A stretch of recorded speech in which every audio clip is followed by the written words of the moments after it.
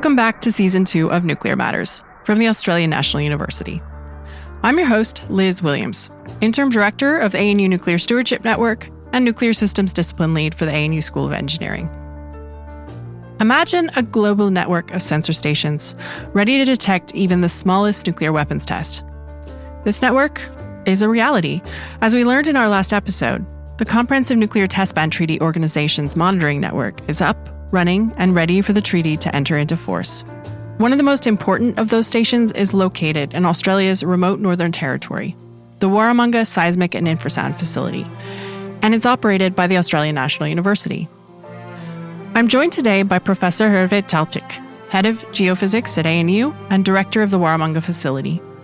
He's also the author of a brand new popular science book called When Worlds Quake, The Quest to Understand the Interior of the Earth and Beyond.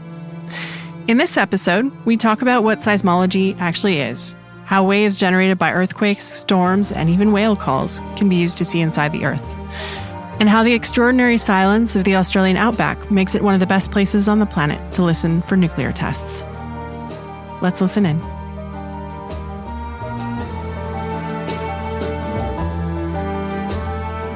Hi, Hrvoje. Thank you so much for joining me today on the Nuclear Matters podcast. Hi, Liz, and thanks for having me. So I invited you to join us because of your contributions to the Comprehensive Nuclear Test Ban Treaty Organization's verification network. But I want to start this conversation in a bit of a different place, in seismology, which you have a ton of experience with. Can you tell us about what seismology is, what kind of data you collect to do this work, and what this data can tell you about our planet? Sure. Seismology is a science about waves. That would be a literal translation of what seismology is. When I say waves, I mean seismic waves that are generated predominantly by large earthquakes that we can then record across the globe, depending where we set our receiver or a station or seismic station. And in seismology, there are many different types of waves, but maybe the most familiar will be P and S waves. P are compressional and S are shear waves.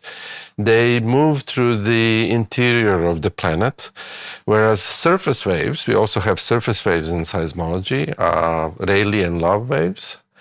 They spread across the Earth's surface. And because they spread across the surface rather than the internal body of the Earth, their amplitudes are decaying slower than for body waves. And that means that they are typically most destructive for infrastructure and people, the surface waves.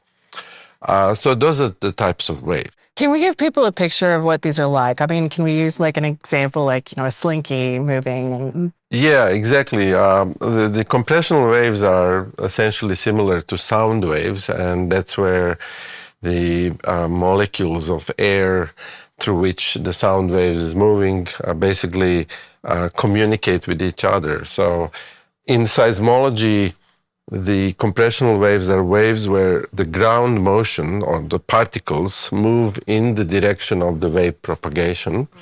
And the shear waves are the types of motions where the ground particles oscillate in the perpendicular planes to the propagation. Yeah. So this is the main difference between compressional and shear waves.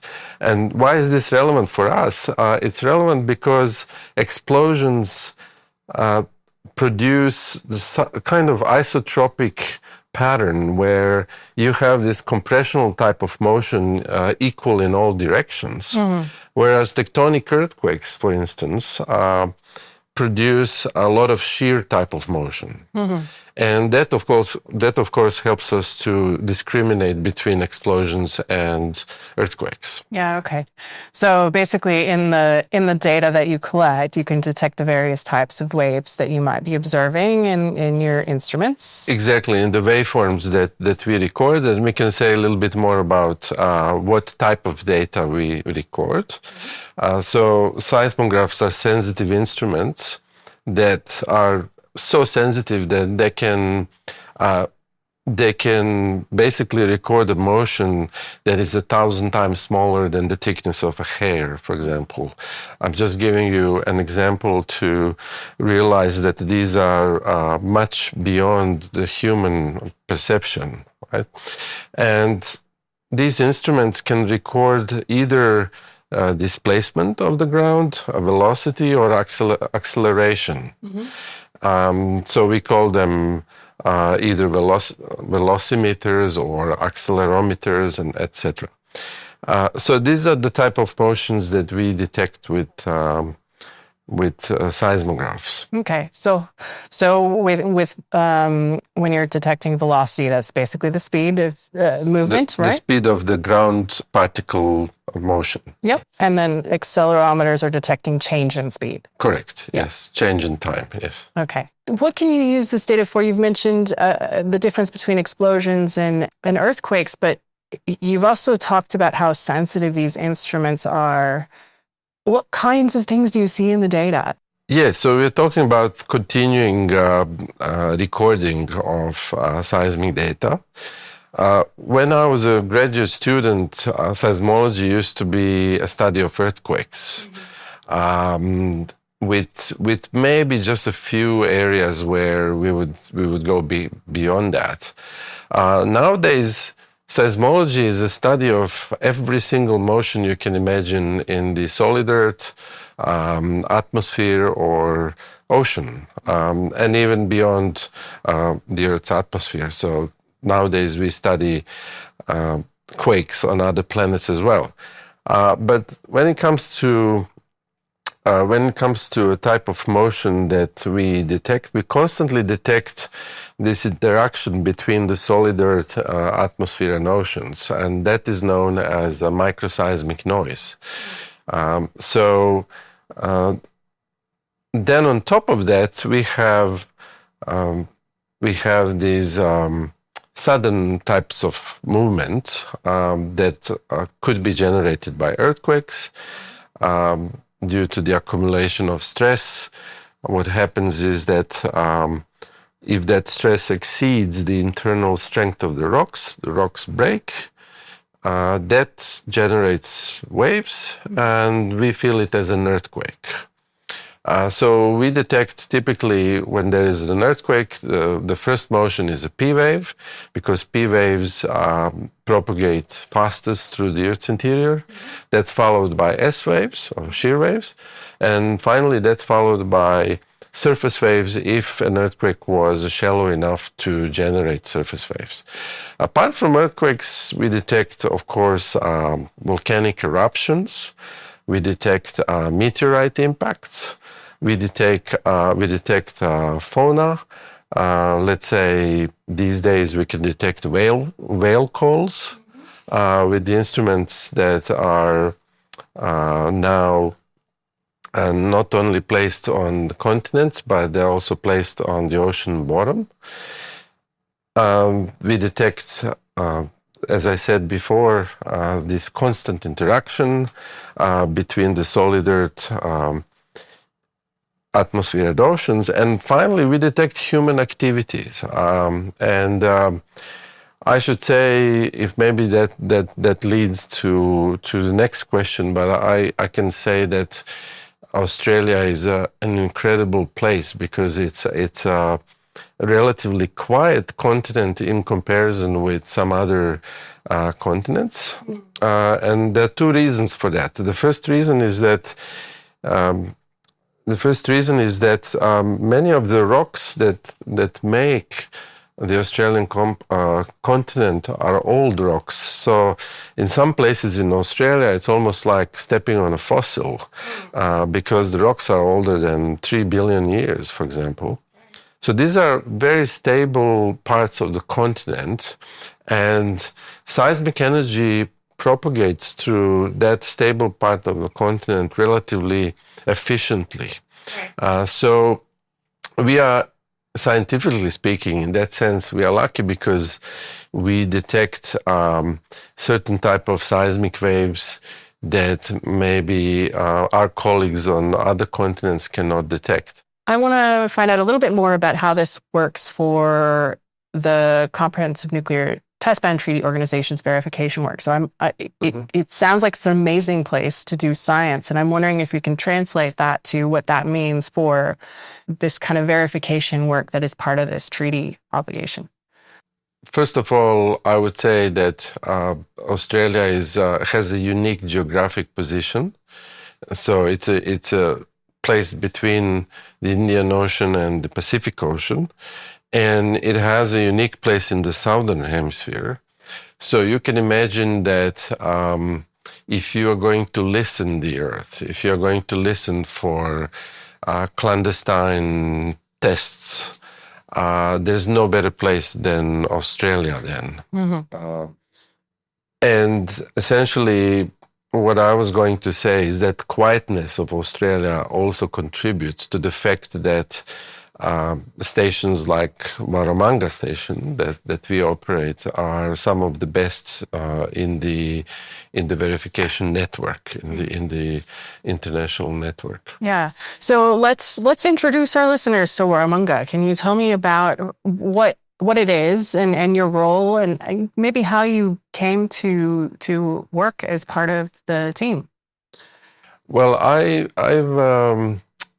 I've come to work with Warramunga as its director through my role at the Australian National University.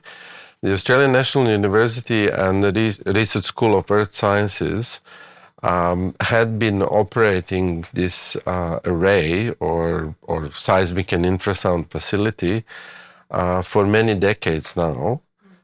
And I think it's a unique arrangement where a university operates such a network on behalf of a national government and comprehensive test ban treaty organization at the United Nations in Vienna. So I've been doing this now for almost 20 years, and that means that I've been directing this facility remotely from my office in Canberra, but it also means that I travel to Warramunga quite often, when the need arises. And I also travel to the United Nations in Vienna to talk with the CTBTO about the present and future of Warramunga. Warramunga itself is located about 500 kilometers north of Alice Springs, near Tennant Creek. And your listeners will maybe know that Tennant Creek is a small town on Stuart Highway. And we have two technical officers who commute on daily basis from Tennant Creek to our facility, which is about 50 kilometers away from Tennant Creek. So they commute daily, and their activities, everything they do helps to maintain and operate this facility, which means everything from protecting these instruments from natural elements like bushfires and floods, to making sure that they work smoothly and transmit data via satellite link to our International Monitoring Center in Vienna. So tell us a little bit about the landscape. The landscape is amazing. You're a little bit away from the red center, what is called the Australian red center. So you pass the Tropic of Capricorn on the way from Alice Springs to Tennant Creek, and you enter subtropical zone, which is known as savanna. So it's essentially long spinifex grass and red rocks that are typical for Australia. They are oxidized rocks because of iron and magnesium content. So the landscape is amazing, but what is even more impressive is the silence. It's so silent there that you can almost listen the earth. And this is precisely why Warramunga is located there. So it's far from the coastlines. Before we mentioned this constant interaction between the solid Earth and oceans and the atmosphere. So that means that the noise background is smaller than or lower than in many other places on the planet Earth.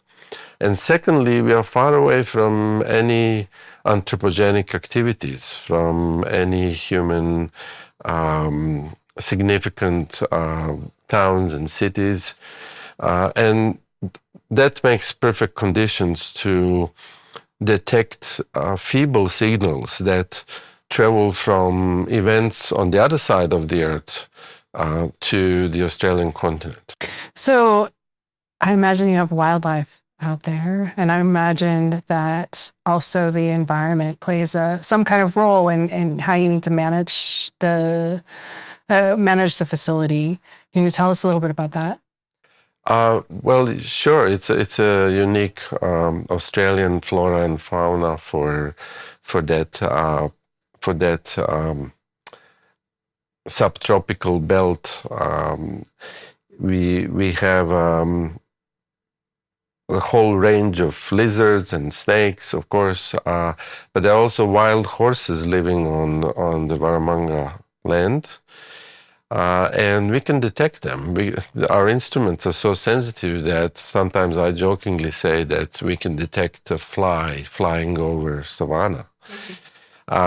So an anecdote is that one year when we renovated the vaults and instruments basically instruments are placed in vaults. They're a few meters deep, and one year after the replacement of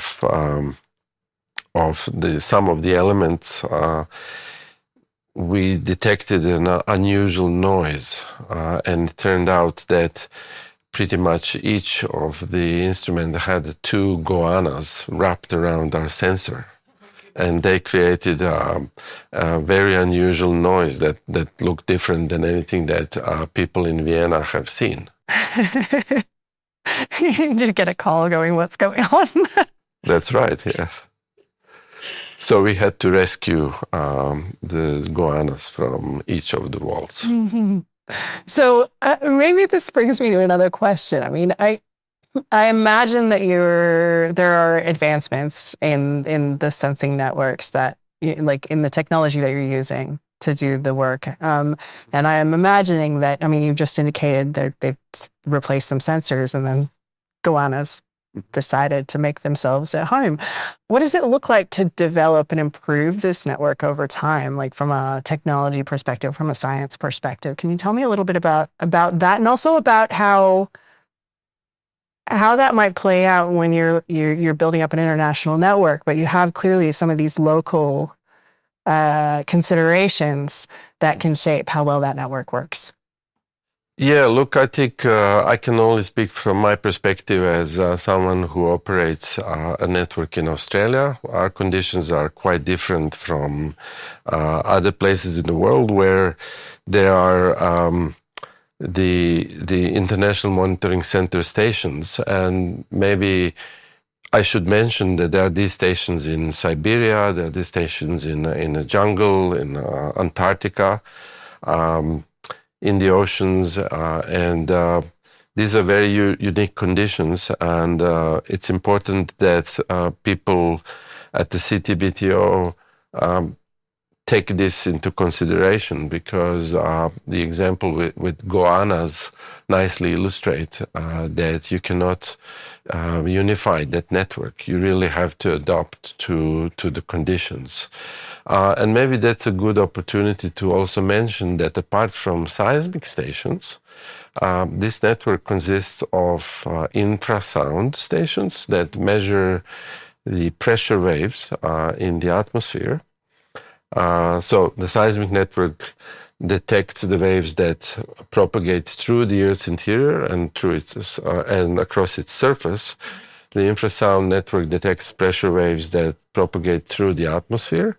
Then we have hydroacoustic instruments that can detect acoustic waves in the oceans.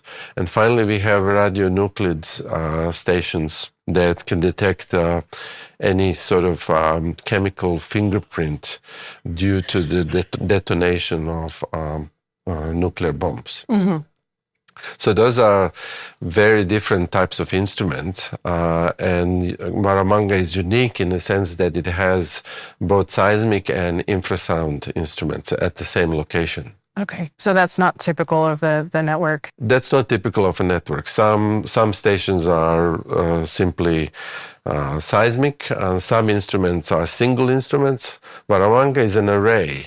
An array that consists of 24 seismic instruments that are configured or designed in an L-shaped.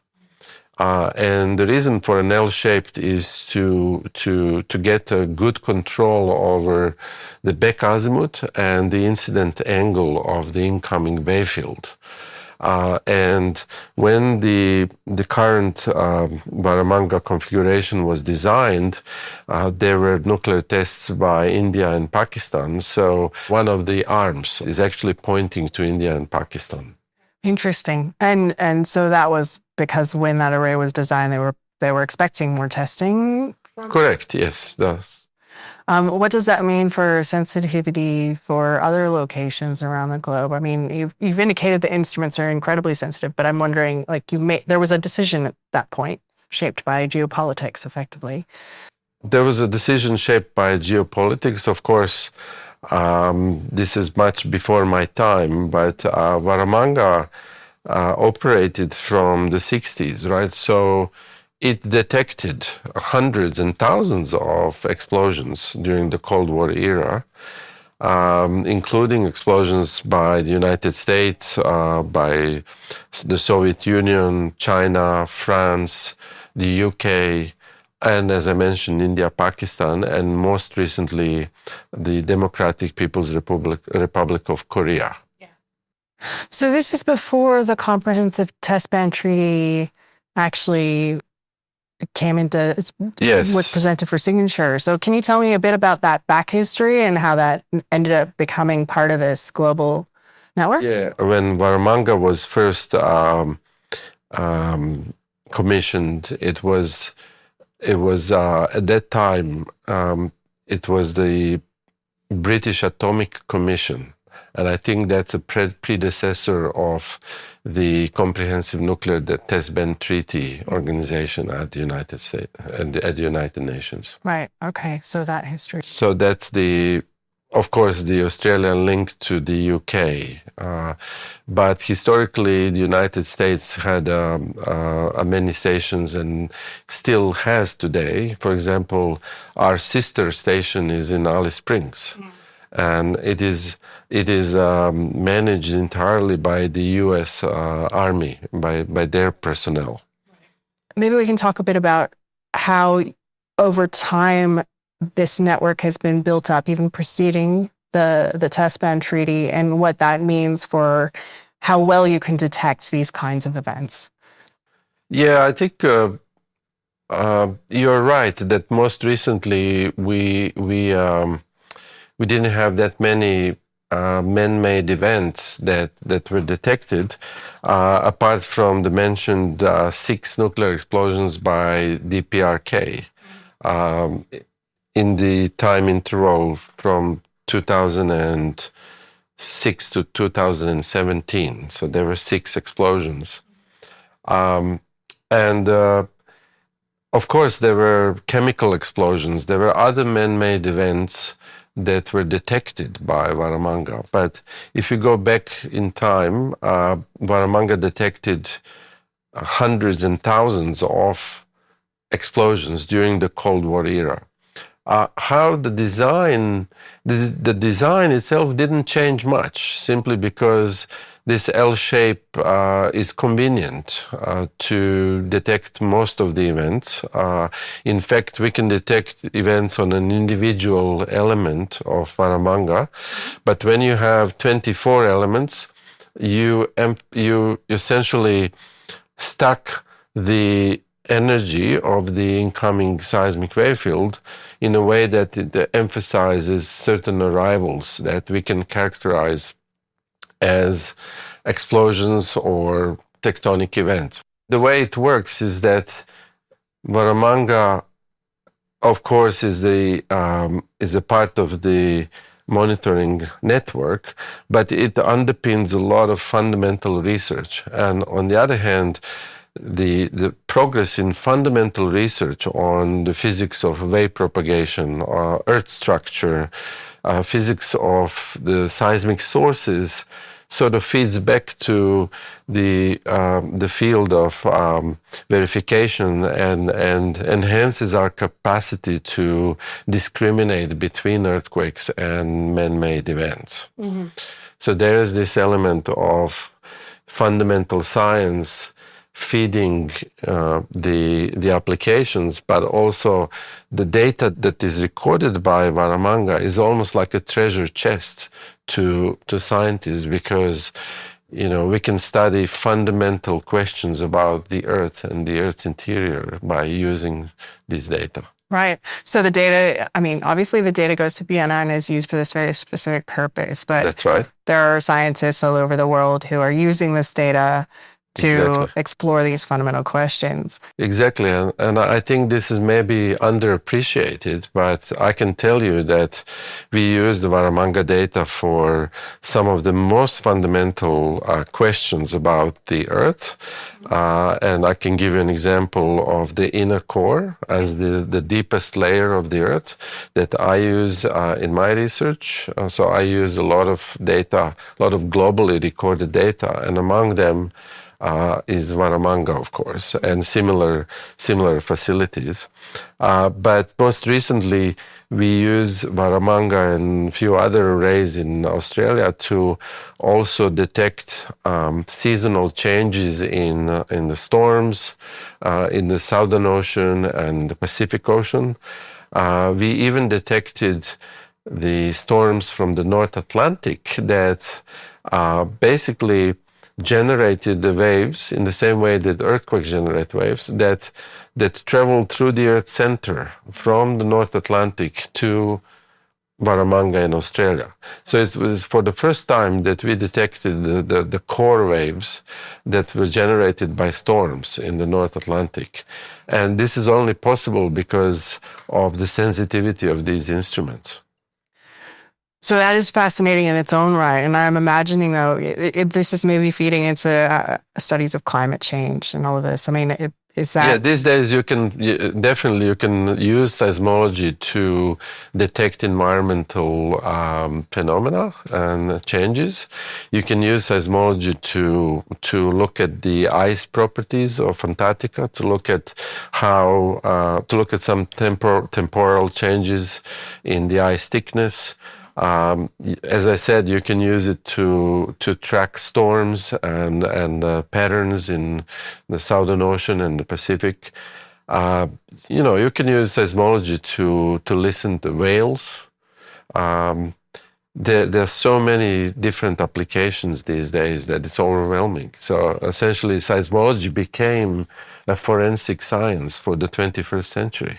That's incredible. Do you have a lot of collaborators from different fields that you're working with to do some of these kinds of projects? Yes, we collaborate a lot with, as seismologists, we collaborate a lot with geodynamicists and with high pressure, high temperature mineral physicists to study the properties of the Earth's interior.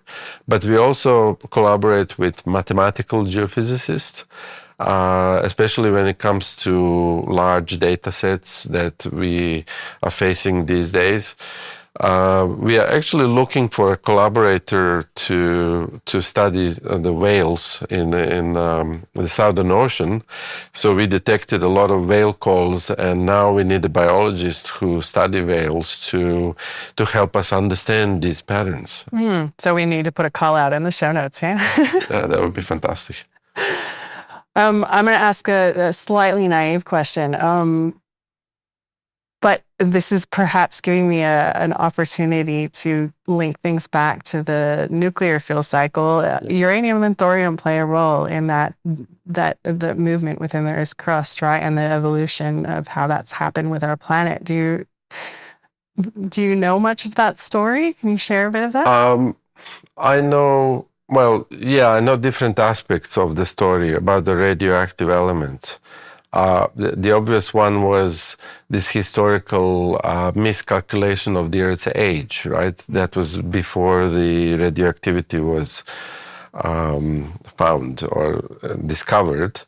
But the other aspect is the Earth's core, because, the Earth's core, we know that we essentially know that our planet is still dynamic planet because of the primordial heat. Now, the question is how much of the heat budget is actually due to the radioactive elements in the core. And we know that uranium and thorium do not fit well in the alloy of nickel and iron. That's what the Earth's core is made of. Yeah. But the potassium is a serious candidate. And, depending on how much potassium you put in the Earth's core, you get different estimates of the heat budget. And that complicates things tremendously. So we're still trying to understand, the heat budget at the core mental boundary, because we have some ideas, of course, from the Earth's surface. So we are basically extrapolating down to the Earth's core to understand, how much potassium or other light elements could be in the Earth's core. So it's one of the biggest unanswered questions. How much heat budget, how heat budget is affected by these unknowns and uncertainties. So for our listeners, so potassium has both stable and radioactive isotopes. So for instance, you can pick up a potassium line from cement in the walls. Depending on how much potassium you have, you may have more or less of the radioactive isotope of potassium, and that's going to affect your heat budget. That's going to be an additional source of heat. Okay, cool. So understanding radioactivity and which what isotopes naturally exist and how much of them are radioactive or stable, et cetera, is also part of the story of the planet and how it's evolved over time. Oh yeah, absolutely. My colleagues, geochemists, study that in particular. Yeah. Maybe I'll have to find it. But we do need this all-embracing approach to understand the Earth. Yeah. So not just through geophysics, but through geochemistry. There's another interesting phenomena that we didn't touch on, and it's a geoneutrino. And understanding, how much geoneutrinos are produced in the Earth's mantle also affects the heat budget, because that puts constraints on the Earth's mantle so that we can understand the core better. That's interesting. So neutrinos are produced, for instance, via beta decay. They're the third particle that, beta decay. Observing beta decay is how we detected neutrinos. They don't interact much. They're very hard to detect. But if you have a lot of beta decay processes and a lot of neutrinos being produced, plus you also have, I guess, neutrinos passing through the Earth from various other things going on, that can impact how the Earth is behaving over time. Yeah? That's right. I mean, that can help us deduce, how much radioactive elements we have. And, that then in turn helps understand the heat budget better. Interesting. Yeah. Including the core. Maybe this is a good point to go to your book, which Princeton University Press has just released in English language. And it's a popular science book called When Worlds Quake, The Quest to Understand the Interior of Earth and Beyond. And we'll put some information in the show notes on that as well. But what I found really fascinating about the book is that it first of all, is beautifully written and very approachable, but you're talking about some of the many ways that seismology gets applied, gets used, what it tells us about the Earth, I'm wondering if maybe we can go back to the start of the book, where you talk about the story of how that book began. Sure. Well, thank you very much for reading the book and for asking me this. I think nowadays we live in the times when it's not enough just to publish new work, and that the job is not done when your paper appears in the press. You need to communicate with the journalists. You need to communicate with the public about your work.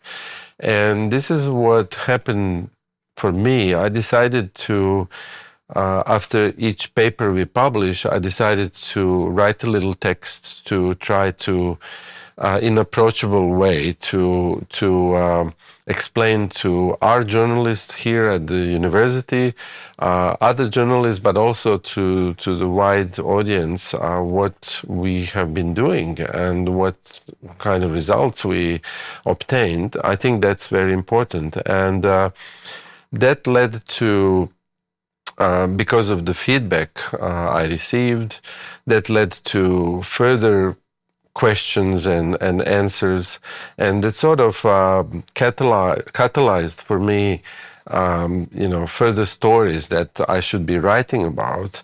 I noticed that most people don't know what type of dramas are happening in our field, and this for me was really a trigger to try to write these stories in human terms.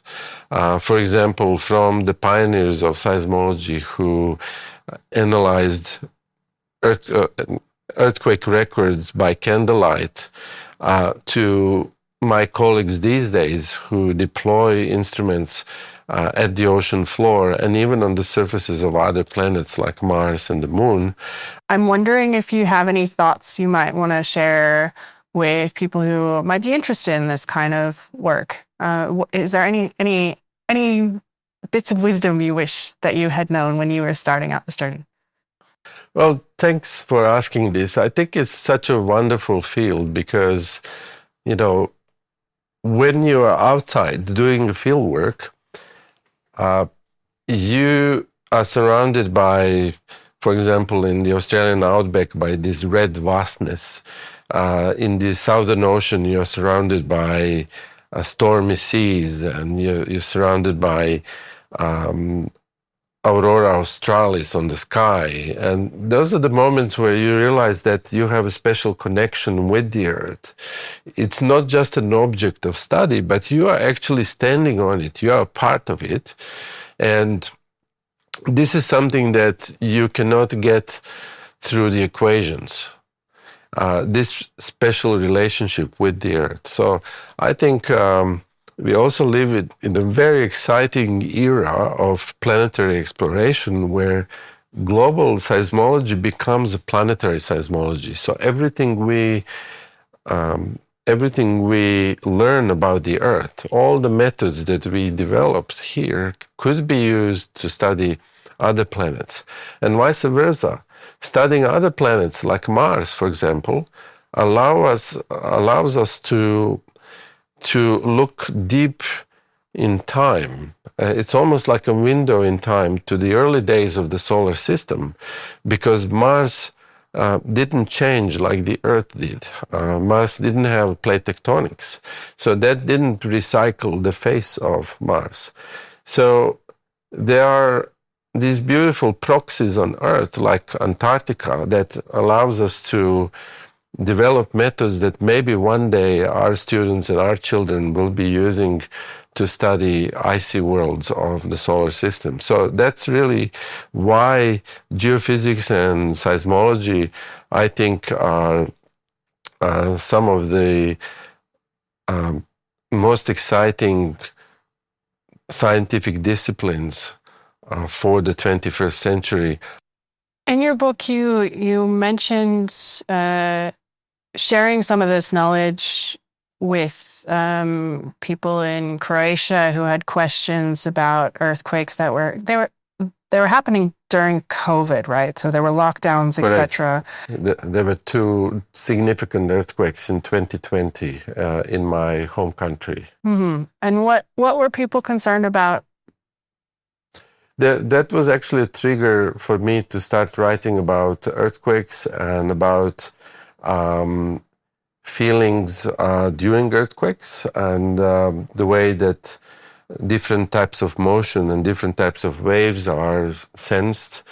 Because one thing you have to take into account is that part of the world is not exactly seismically quiet, but the capital, like Zagreb in this case, almost doesn't have a living memory of earthquakes. So this event was a big surprise to many people, and they reacted the way they reacted. They were afraid of aftershocks because there were many aftershocks.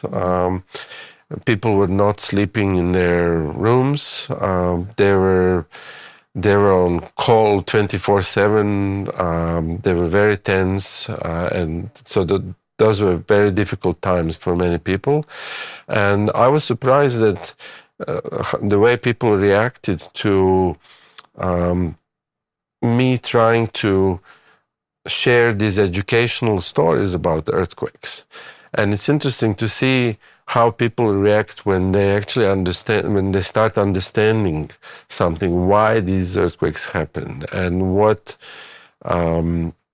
happens when seismic waves arrive from epicenter to their particular location, what they should do, and so on.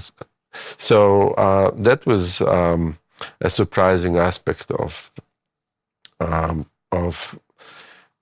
writing and receiving a feedback. Yeah. Sometimes a bit of knowledge can be helpful even if you can't control what's going on. I think most people, when they think about seismology, they don't necessarily think about earthquakes as windows to the deep earth. They think about earthquakes as catastrophes and disasters. They think of earthquakes as something that's terribly unpredictable. But they don't necessarily think that each earthquake is almost like a gift, because it's paradoxical. But with earthquakes, we are afraid of them, but we can also use them to understand, to illuminate the earth and to understand why they happen, and through understanding the underground architecture, and of course, by knowing the physics of propagation of these waves, we can make better forecasts for future, right? So,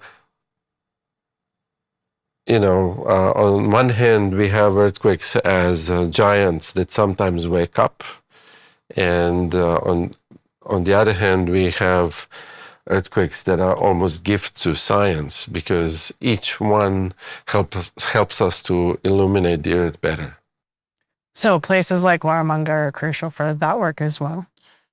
Yes, I think remote locations like Warramunga are absolutely fundamental for enhancing our image of the deep earth. You can imagine that in the medical imaging, you can place sources and receivers around the human body in a uniform way.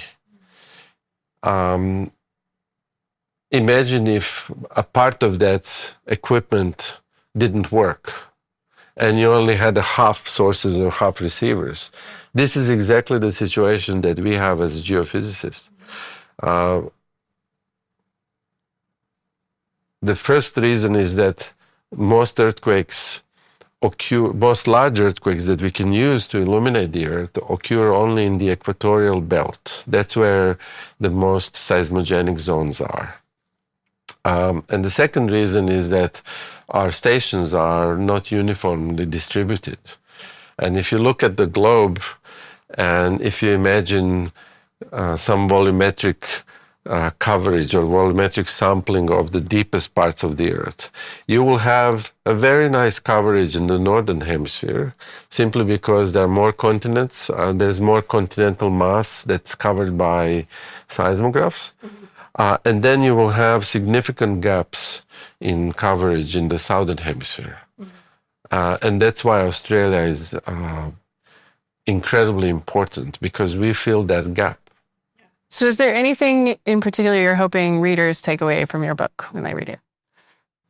Yes, I'm hoping that the readers can take away the fact that the earthquakes are natural catastrophes, but they're also intimately related with the same processes that give life and that make our planet hospitable and habitable and livable. When we think about the internal heat that generates slow motion in the Earth's mantle that we call convection, that's the same heat that basically is responsible for the plate tectonics and that and these catastrophic earthquakes. And the same heat that generates the magnetic field that protects us from cosmic radiation. So I would like the readers to come away with this sense that this is all part of the same process that makes the Earth the planet that it is. The second thing I would like the readers to come away with is that the people who dedicated their lives to study the Earth, I would like readers to appreciate them in the same way that maybe some other fields have famous scientists that contributed.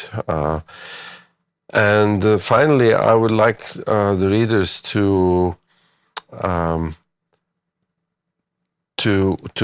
come away with understanding that the job is not finished yet, that there are so many unanswered questions about the Earth that seismology is helping to answer. Thank you so much for being on the podcast today. And thank you very much for having me and for your interest in this topic.